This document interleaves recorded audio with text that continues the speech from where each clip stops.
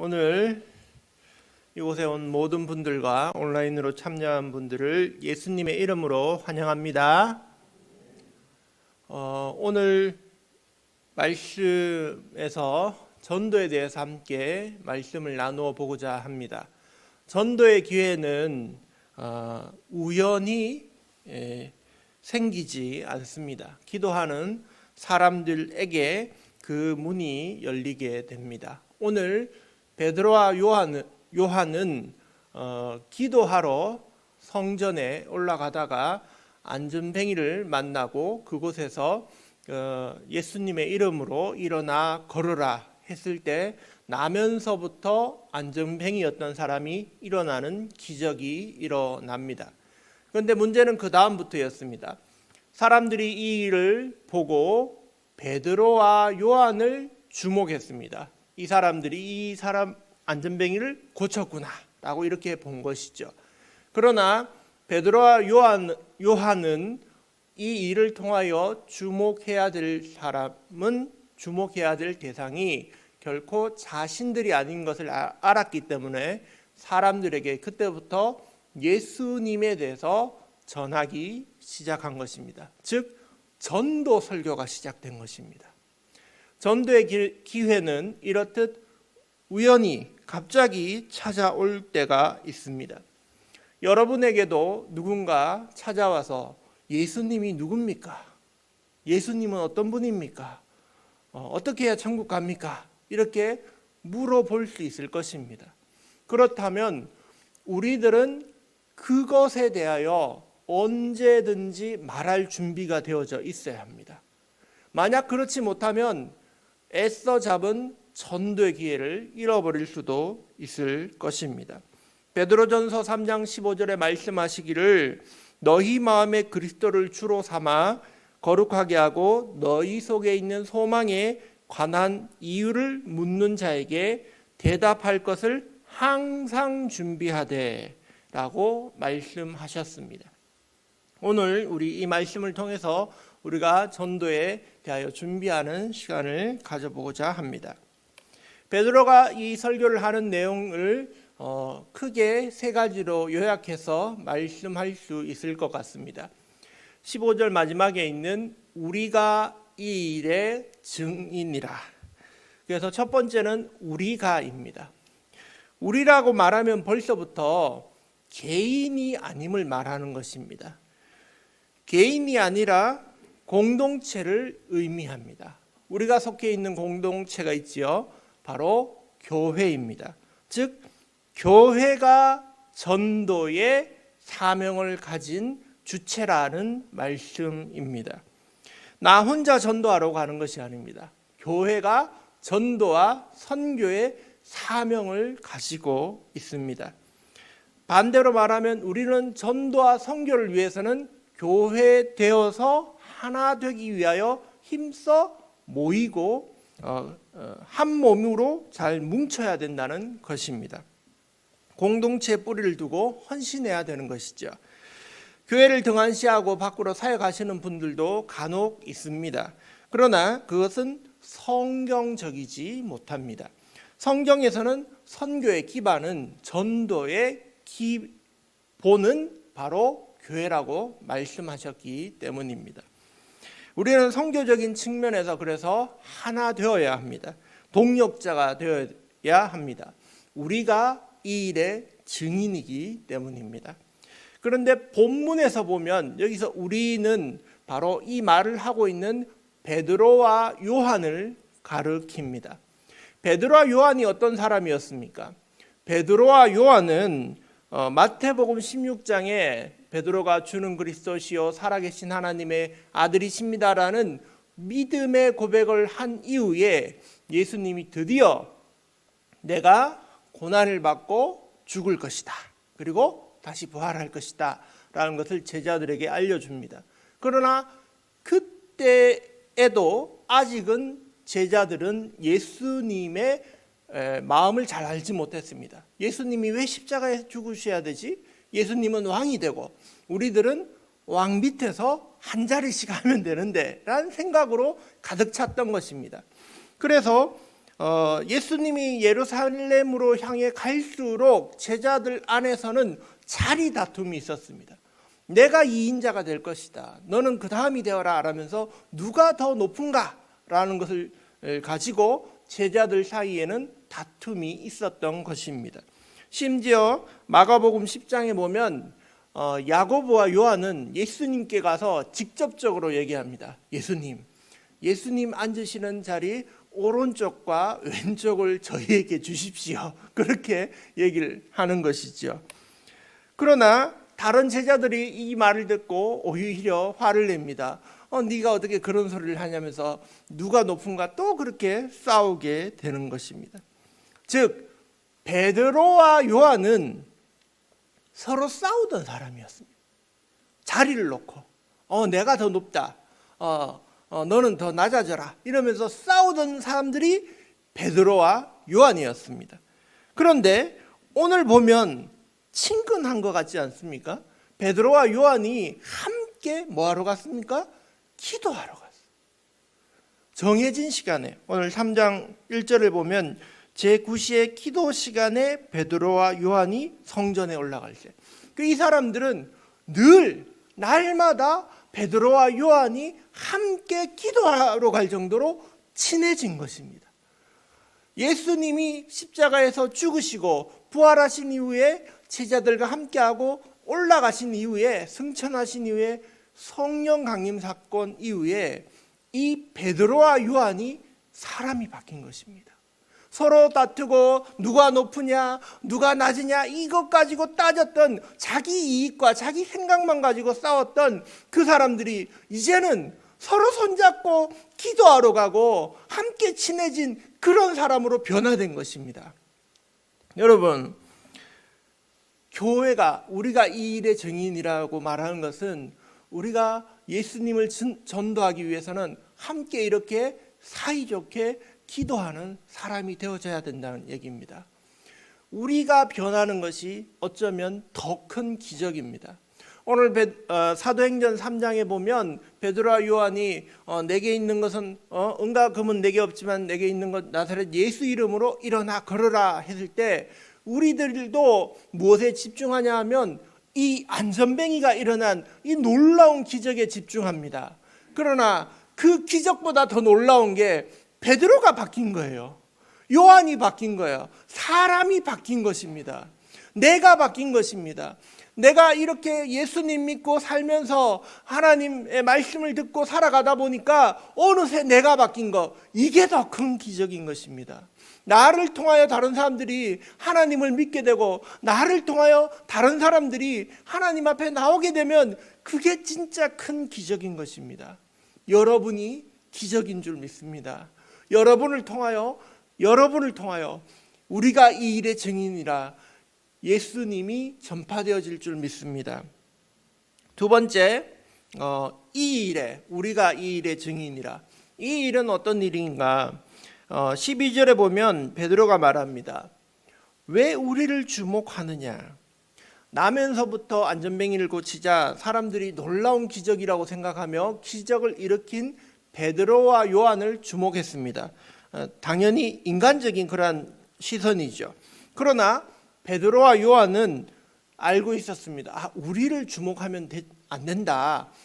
이 사람들이 바라봐야 될 것은 바로 예수님이다 라는 것을 알고 있었죠. 그래서 예수님에 대해서 설교하기 시작했던 것입니다. 주목받아야 될 분은 바로 예수님, 주목받아야 될 것은 바로 예수님의 십자가 사건입니다. 그것이 이 일입니다. 이 일. 어떤 교회에 갔었습니다. 교회에서 초청잔치를 했습니다. 그래서 그 목사님이 막 설교를 하는데 어떻게 설교하셨냐면, 우리 교회가 너무 좋은 교회고 우리 교회에 이런 시설도 있고 이런 프로그램도 있고 사람들도 친절하고 우리 교회 너무 좋습니다, 오십시오 이랬는데, 설교를 듣다 보니까 이 교회 너무 좋은 교회다, 이 교회 다니고 싶다 이런 마음이 들더라고요. 근데 나중에 가만히 생각해 보니까 우리가 주목해야 될 것은 교회당이 아니다라는 생각이 들었던 것입니다.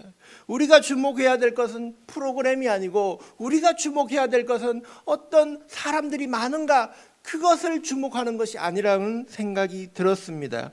이 모든 것은 전도의 증인으로, 도구로 사용될 뿐입니다. 우리가 진짜 주목해야 될 대상은 바로 예수님입니다. 그 복음의 사건을 베드로가 지금 언급하고 있는 것입니다. 여러분, 그래서 우리가 전도할 때는 교회당으로 데려오는 그러한 개종이 중요한 것이 아니라 회심이 중요합니다. 그 사람이 교회에 한번 왔다, 교회당에 발을 들였다, 그것도 매우 중요한 사건이지만 그 사람의 마음이 변화되어서 하나님께로, 예수님께로 마음을 고친 것이, 그것이 중요한 것입니다.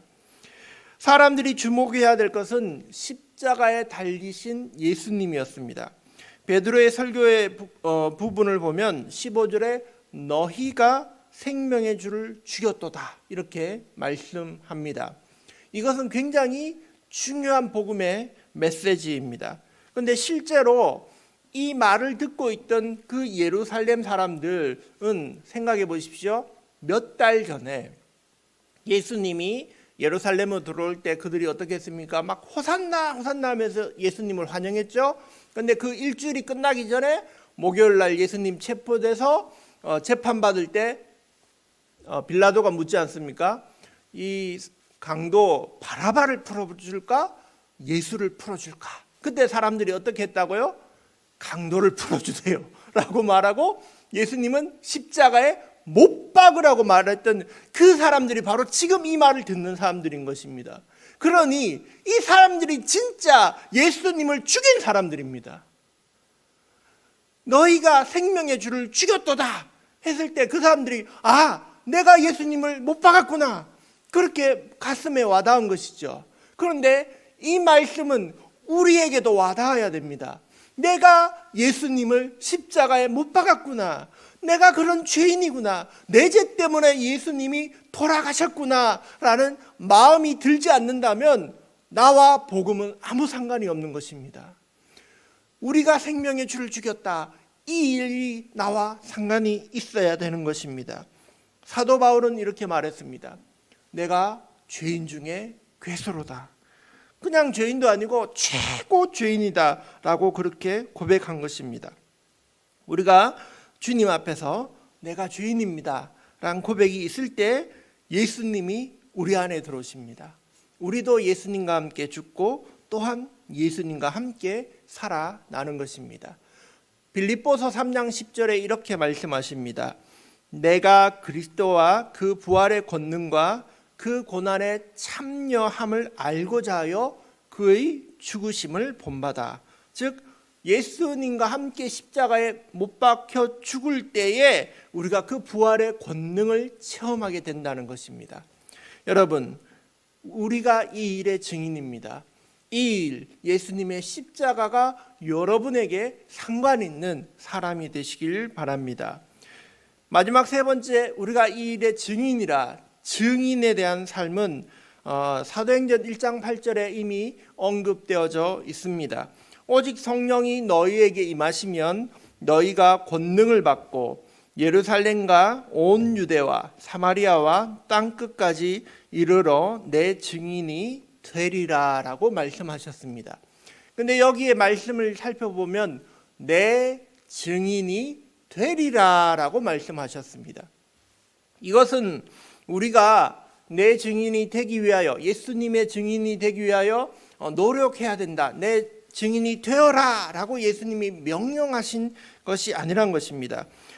우리의 의지로 만약 증인이 되어야지 혹은 증인이 되지 말아야지 라고 생각한다면 우리 중에 누군가는 증인이 될 것이고 우리 중에 누군가는 증인이 되지 못할 것입니다.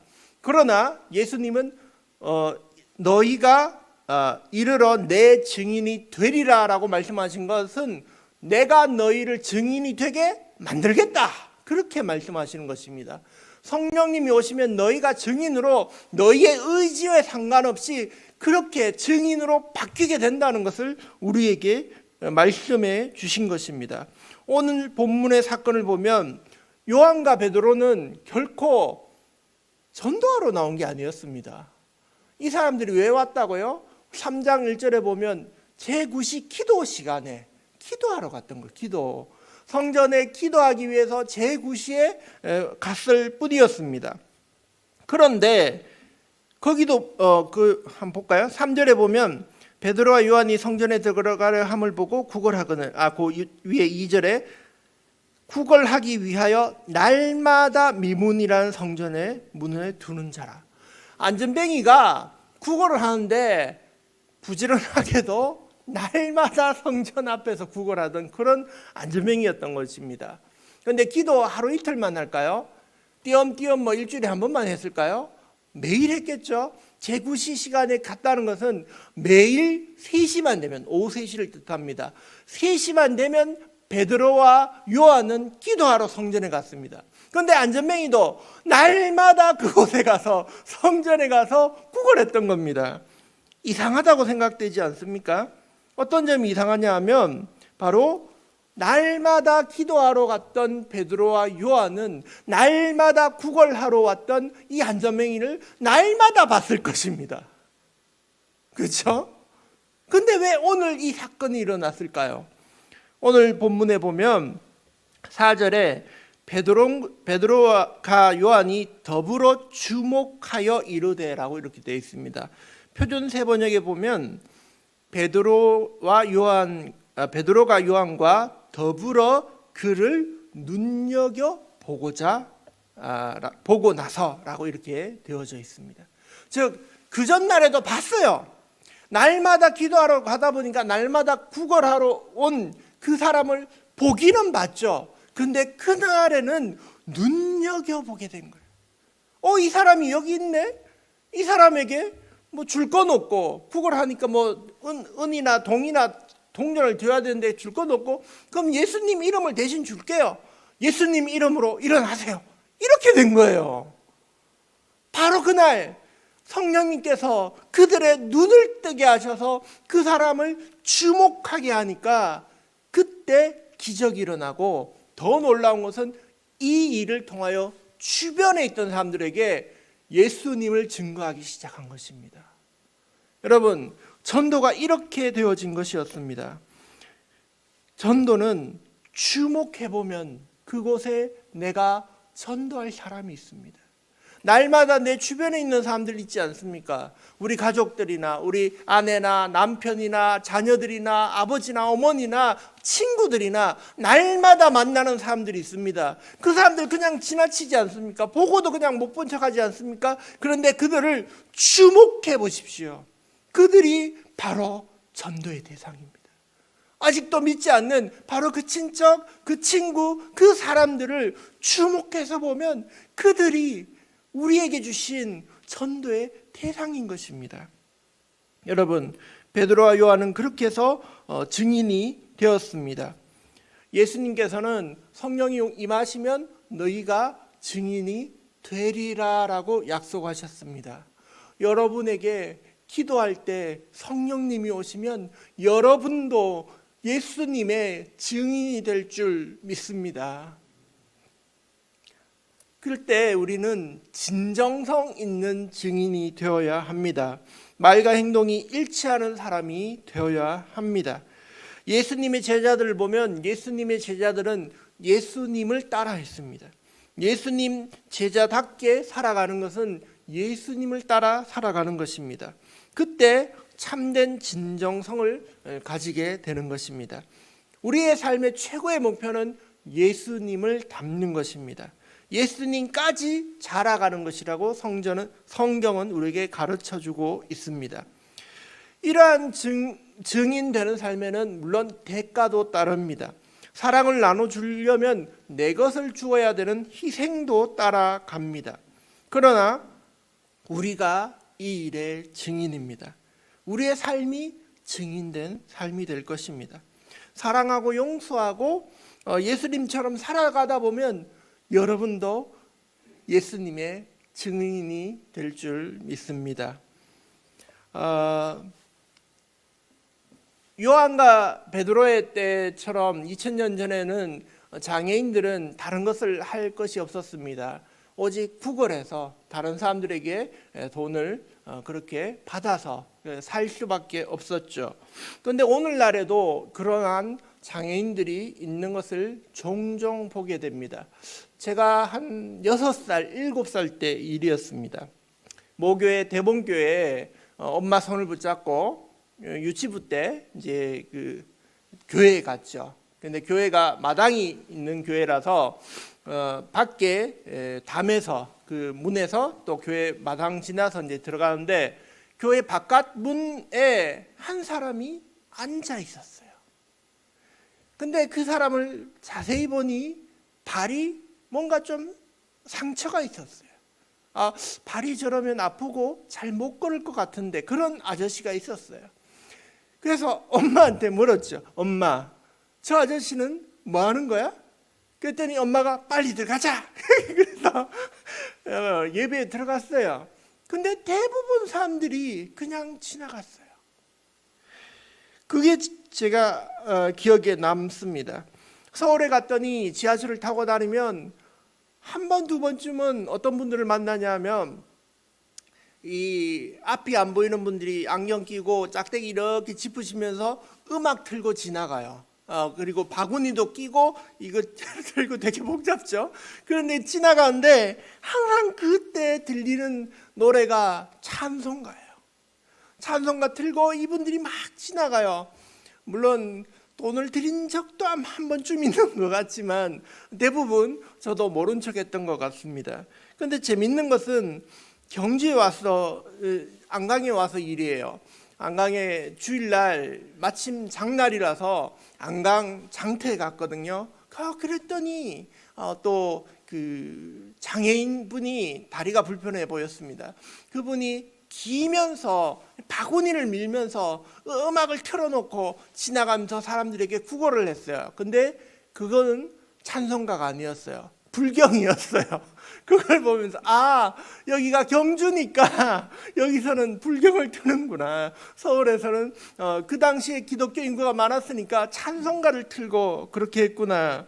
의문이 들었죠. 왜 저 사람들이 찬송가를 틀고 왜 불경을 틀고 저렇게 하는 걸까?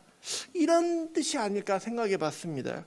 사람들 마음속에 잠들어 있는 사랑의 마음을 끄집어내기 위하여 너희 하나님은 사랑이라는데 너희 부처님은 자비라는데 그 사랑을 그 자비를 나에게 베풀어 봐라, 이런 뜻이 아닐까라는 생각이 들었습니다.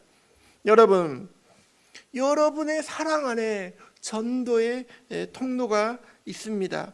날마다 보던 그 사람이 사실 주목해 보면 그가 바로 나의 전도의 대상이 됩니다. 그 사람을 위하여 기도할 때 전도의 문이 열릴 것입니다. 성경은 말씀하십니다. 우리가 이 일의 증인이라. 여러분이 이 예수님의 십자가 복음의 증인이 되실 줄 믿습니다.